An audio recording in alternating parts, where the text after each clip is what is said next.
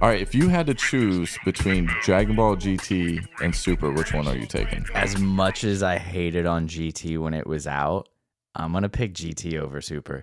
Isn't that crazy? Because we did hate on G. Everybody hated on GT when we were younger. Everybody.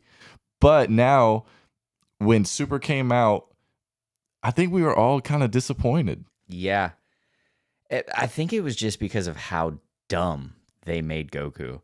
Like, I mean, I I get agree it. with that. He was always supposed to be ditzy because he's just like, I want to fight. Like, that's his thing.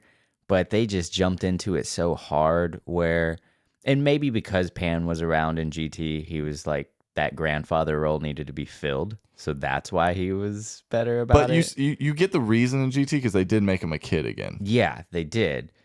So you would think he would have been more kid like. Right. But nah, they did that in Super. Yeah. It was weird why they did do that take, but I think the only thing I didn't like about GT when I rewatch it, and I wasn't a huge fan of GT, but it was so cool just to have Dragon Ball content, right?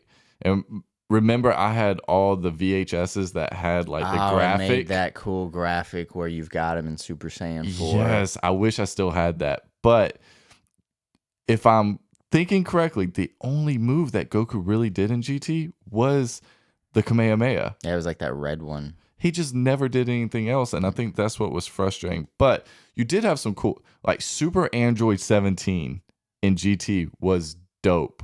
They brought him back for an arc, and he was just crazy.